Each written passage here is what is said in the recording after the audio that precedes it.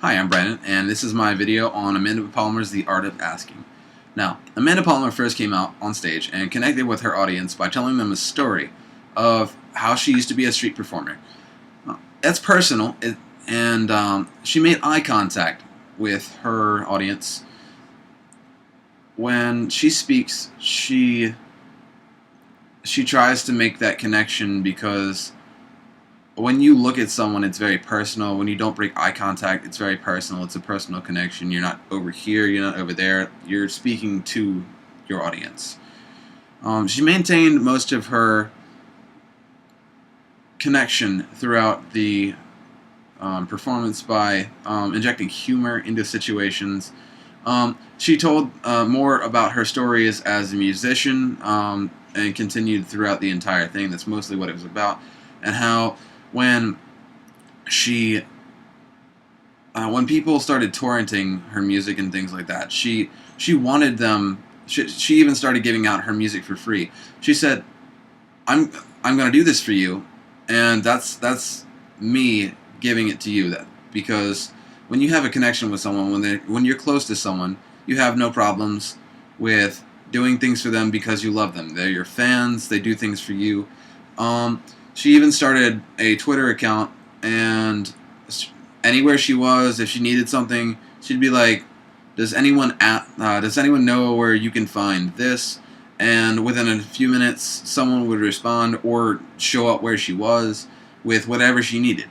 And that's really personal, because having a stranger be that responsive to the things that you need, that shows that you are connected with your audience, you're connected with your fans. And that's how she developed a relationship, by telling the story of that to her audience. She followed some of the Ten Commandments with curiosity and passion. She intrigued the audience into understanding where she was coming from, her point of view on things. She was very passionate about what she did. She didn't just speak to people to speak to people. She cared a lot about what she was talking about. She cared a lot about how she wanted people to view things in a different light, and not force people to do things, but ask them to do them because they want to do them for you. And that a lot of times brings out the humanity in people that we just don't see anymore. Also, she didn't flaunt her ego very much. Actually, not at all.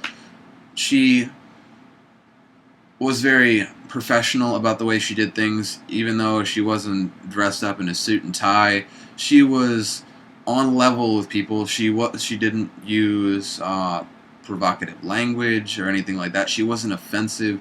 She was honest and open with her audience, and that really brought more of a connection. And that's one of the Ten Commandments. And I think that one really works, especially when you're talking to an audience that you don't quite know yet. It's really important to make that connection. So, with Sir Ken Robinson, I found that he was funny. He had a lot of good points.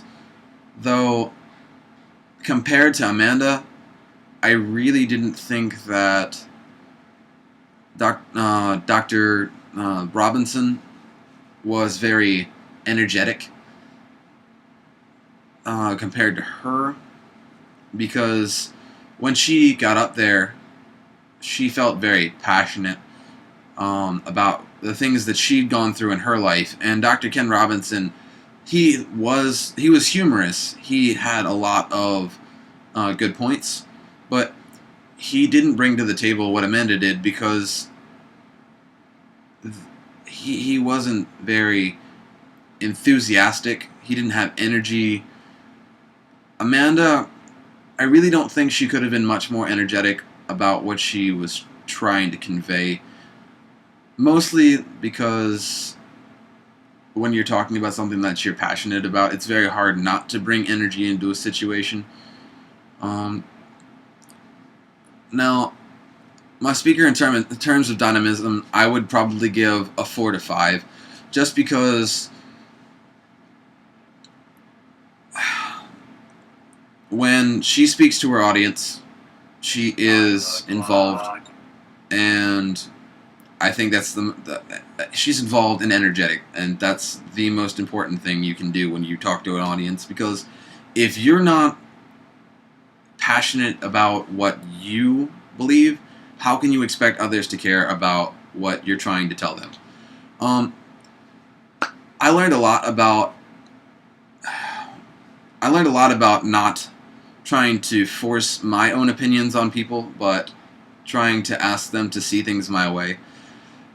I've tried to adapt that over the course of my life, but seeing other people do it and seeing how it works for other people, it's really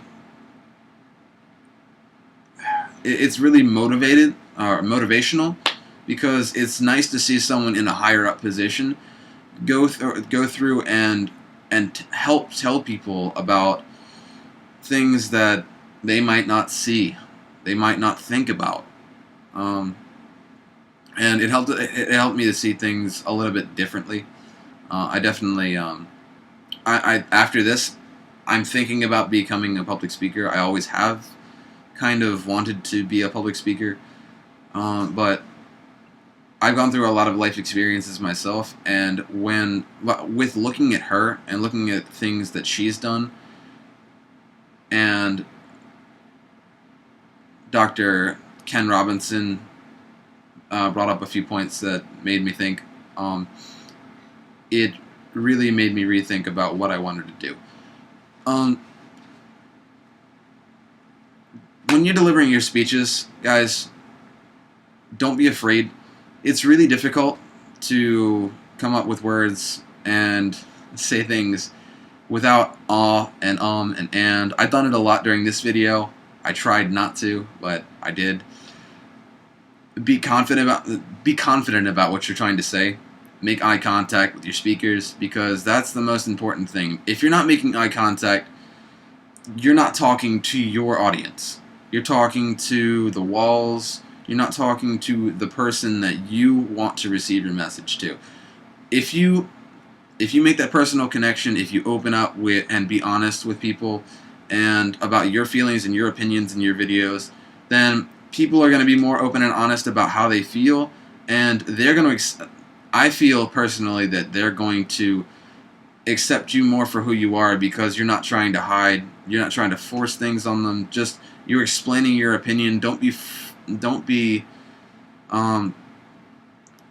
forceful in your opinion when you're talking to other people, and I think people will start to listen to you. Even if they don't agree with you, they'll start to listen to you and see things your way, or they'll be more open to having conversations with you, to watching your videos, and I think that's the most important thing. This is my video on TED Talk, and you guys have been a great audience. Thanks.